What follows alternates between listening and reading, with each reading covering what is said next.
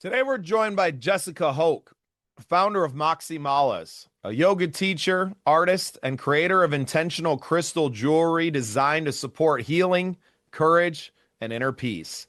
We're diving into the energy behind malas, living peacefully untamed, and turning creativity into a spiritual practice. Stick around. This program is part of the Scene Project's podcast network.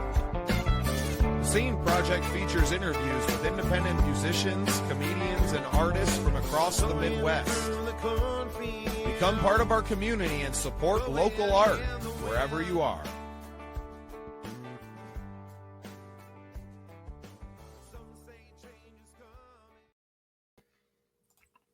Well, welcome into another exciting episode of The Scene. I'm your host, Bubba Startz, and with me today is Jessica Hoke. Welcome to the show, Jessica. Hi, thanks for having me. I'm excited to be here. Yeah, well, it's been a while since we first met, but nice to reconnect here on the show. Off the top, I'd love to just kind of give you the floor and let you give us a little bit of your backstory, and then we'll get into all the stuff that you're doing now.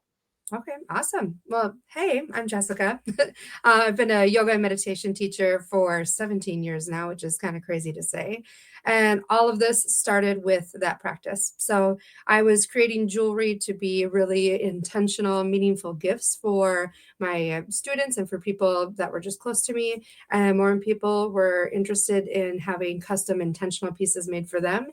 And honestly, it's just blossomed from there. And we've been in business for 10 years now. Everything that we have is still handmade in-house with genuine stones and crystals.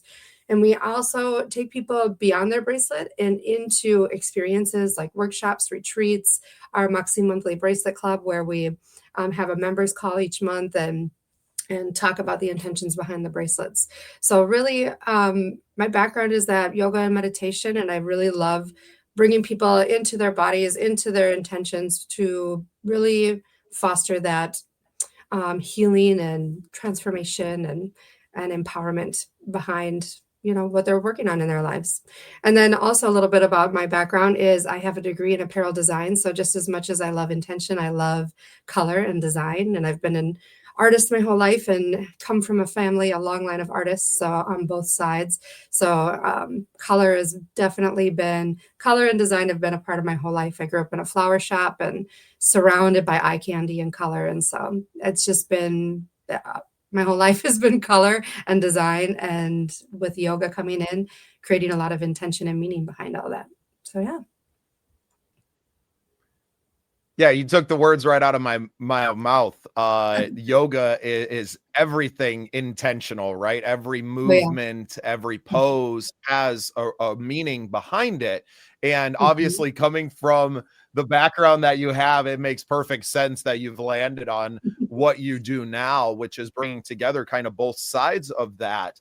So still teaching yoga now as well? I'm teaching just for special retreats and events like that. I don't have any weekly classes at the moment. Yeah, well, that's a lot of work. It is.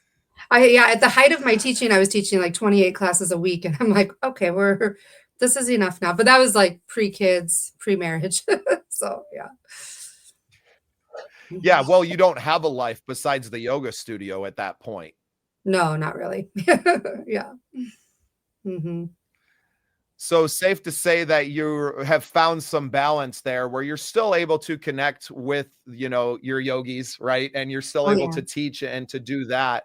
But it seems like you've built not just, a business, but it seems like you have a community around your artist side now and developing and making bracelets and workshopping and all of this. Does that come from the yoga world? Because it's so like community is intentional in yoga as well. Did you kind of bring that over from that side? A little bit. Yeah. I mean, in yoga, it's a satsang. It's your, yogic community. And that's one of the pillars of Moxie Malas. And really like my passion behind what I'm doing is community and having people feel really supported and included and part of something, part of that village. And that's everything these days. It's so interesting to me that, 30 years ago, right, we all knew this. And then over the last 3 decades of the internet just kind of becoming what it is now, that it feels like we're getting back to that. And now actually using the internet to foster more communities. And I see it a lot in our world with our, our music world, especially, and the podcast to some degree as well, that it's all about those communities. We have several Facebook groups and just bringing people in and connecting with other people. And I feel like it's more important today than maybe it's ever been in history. I couldn't agree more. Yeah, absolutely. It's like we're so connected digitally, but we're so disconnected. Like we're so connected easily, but we feel very isolated. So being really intentional about that connection and that digital community is so important. Yeah, how you could be connected and detached all at the same time. But where we're at in this world and in this life. And it's been so interesting. And I think for people of our age, I'll be 40 in May. I've got seen it go from an analog world, and we moved from the Chicago area. So I remember, Windows 95 coming and like my neighbors connected to the internet, right? And I remember dial-up. Dial-up. Oh yeah. And then like we didn't have it yet, but then shortly after that, we moved out to Deadwood, South Dakota. We didn't have internet in the house until like my senior year of high school. So like almost moved like back in time, moving out to there. When we moved to Deadwood, we weren't living in town. We were living in the middle of the woods. So it was very different. And now I feel like, just over the last maybe, less than 10 years where I've really been connected and staying there, but realizing that like I want to bring this community and bring people together. Like that's what I love. I'm not on the internet to to research the next big thing or to look up celebrities or I don't mean to laugh so hard at that. It's just never been what I've used it for. It's always been about how do I connect and network with other people that are doing the things that I want to be doing. And that's why it was really great to be involved with, mostly with Kelly Wagner, obviously. And she was a big part of Awaken Your Spiritual Curiosity, the event in Sioux Falls where we had met while you were scooting around. And clean my broken foot. Yes. Well, things happen, right? Absolutely, and you handled it with such grace. I think a lot of people would have just like been like, I'm not going to roll around on this thing and to do this. And you seem like you're kind of having fun with it by the end of the day too. I kind of miss the scooter sometimes. I'm like, it was so convenient. Well, it takes me back. It's like, I wish I could skateboard. I'm just too scared to do it anymore, right? We don't bounce like we used to. That's like snowboarding. And that's what it is, right? We've lost that flexibility from bouncing back. I played basketball with the wife and kids, and we were like super intense, right? My kids are 4 foot tall. I'm usually just standing there and swatting them. But like my body hurt. And we were running up and down. We were playing a half-court game, and I was like, oh, you are not. And we work out a little bit and to do that, but it takes a lot of effort to keep up the older we get. Oh yeah. My husband's playing soccer again, and he's like, his first game, he goes, oh my God. He's like, that was intense.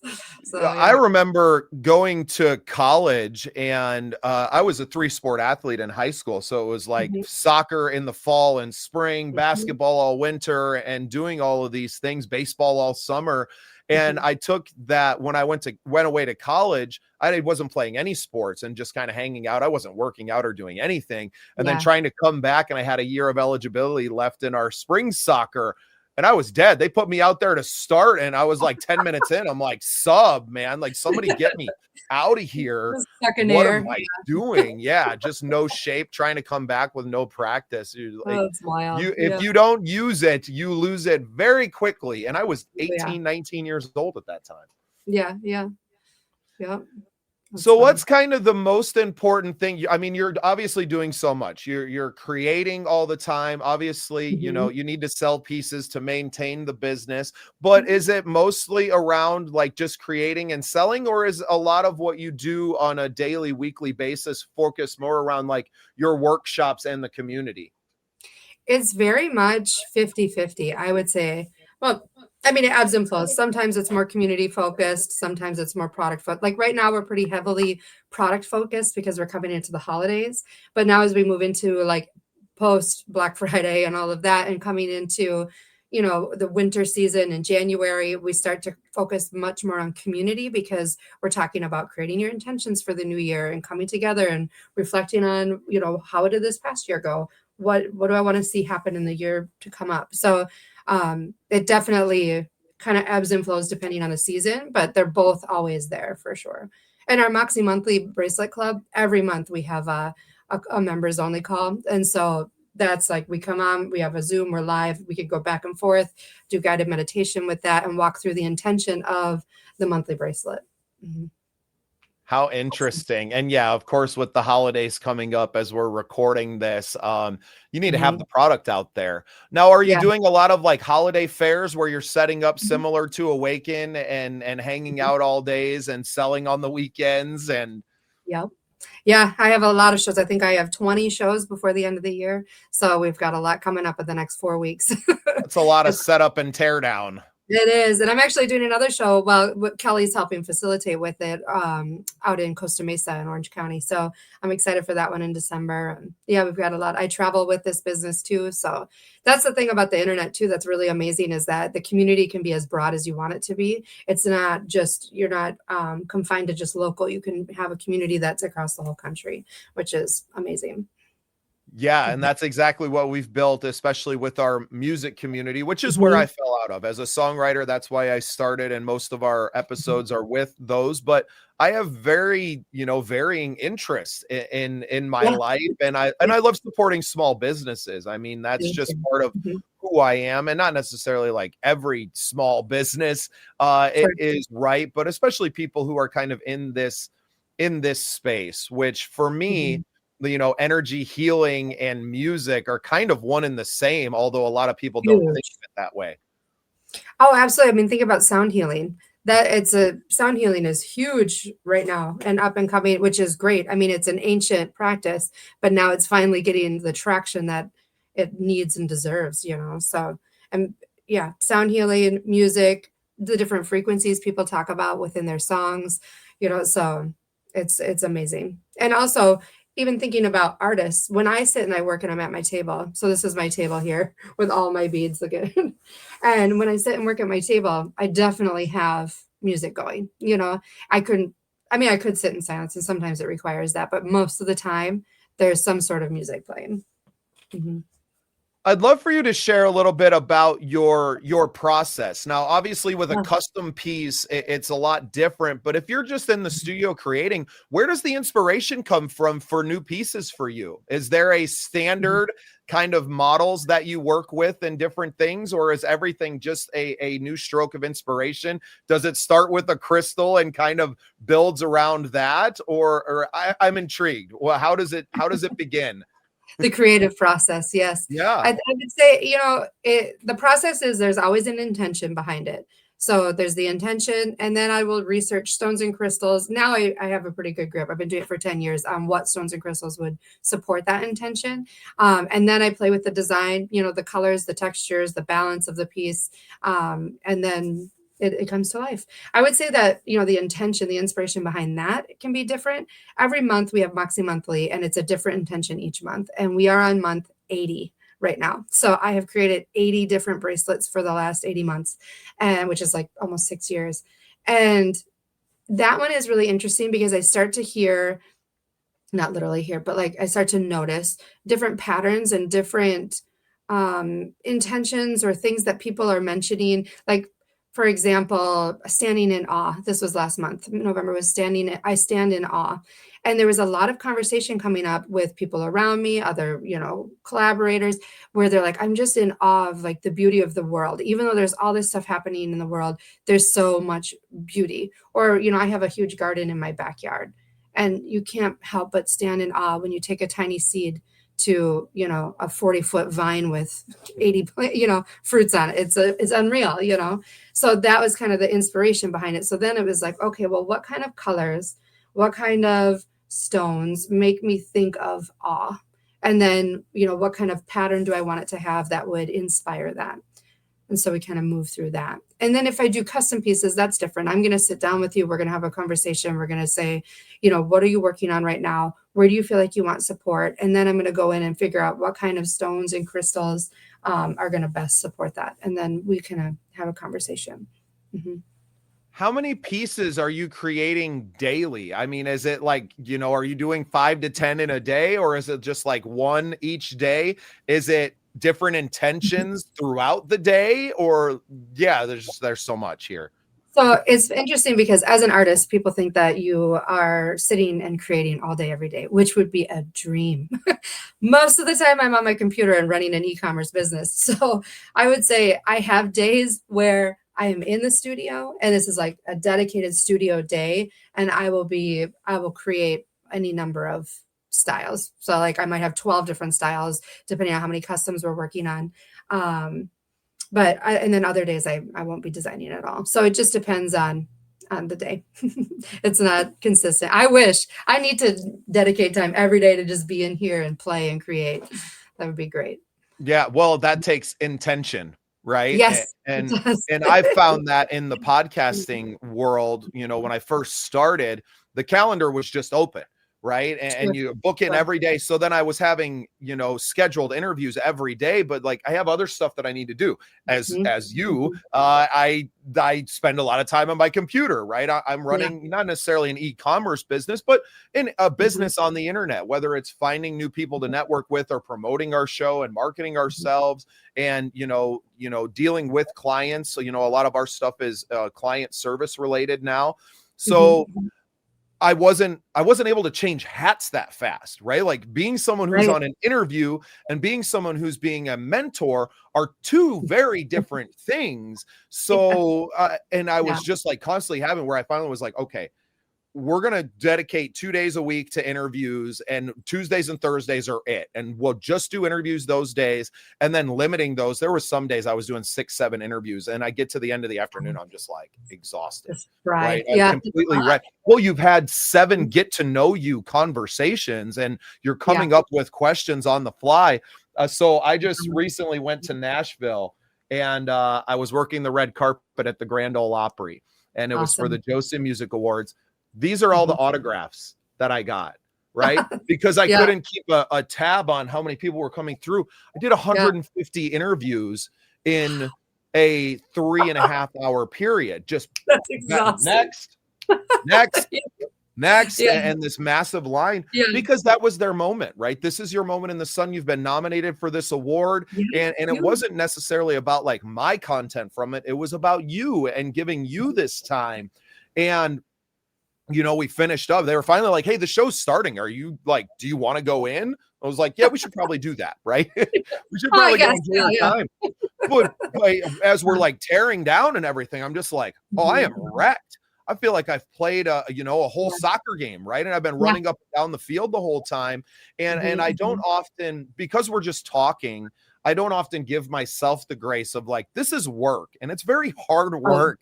For most people, and most people just aren't built for it at all, to stand in front of a crowd and to be on in front of a camera and to do those things. So I need to start giving myself a little bit of time and a little bit of grace in that. That's actually a mantra I have right in front of my face, is I give myself grace. Like, we're just figuring this out. We haven't been doing this for 10 years. Like, yes, I've been having conversations my entire life. I haven't shut up since I learned how to talk at 2 years old, right? Perfect. But it's been a learning and growing process over the course of just the last 18 months to figure out who we are in this space, who is our, customer, right? That's kind of weird because everyone becomes friends. As soon as you're on the other side of that camera, or you're standing next to me, you're now a friend, and I'm just trying to help you in whatever way I can. I feel that way with my customers. And how can you not, when you're sharing something so personal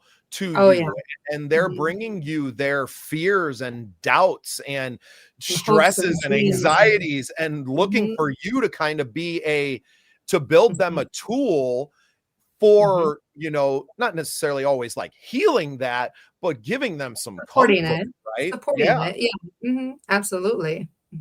It's amazing. I love it. Jessica, Yeah. I don't want to keep you forever. I feel like we could just sit here and talk all We day if could we chat for a wanted while. to. Yeah. So Yeah. tell everyone how they can find you online, how they can become part of the workshops and the Malas monthly and just Mhm. all the things. Awesome. Yeah. So if you could just go to moxymallas.com, everything is there. We have a section for upcoming events and workshops. We have a section for Moxie Monthly, the bracelet club. You can join as a month, or you can do an annual membership. Yeah. Otherwise, I'm also on Instagram, a little bit on TikTok. I'm trying. Please don't judge me. We need some grace in that. But yeah, Instagram, we're on there too. So check us out. Yeah, well, fantastic, Jessica. It was such a pleasure to have met you this year, and Yeah. I can't wait to see more from you and to have a mala piece of my own here in the future. Good luck to you with all of the holiday fairs and your Thank travels you. out there. I'm sure Costa Mesa in December will be a nice respite from our Yeah. upper Midwestern winters, It would be nice. which Yeah. are already blowing in. I was actually just Yeah. up in the Twin Cities. I hit a Vikings tailgate and the game a Nice. few weeks ago, Mhm. and it was cold outside and blowing, and it was like, oh, winter's like Coming. right around the corner, and we Oh, need to yeah. get prepared. So Oh, thank you yeah. so much for a little bit of your time today, and thank you for Oh, being thank part you. of the scene. Yeah, thank you. Appreciate it.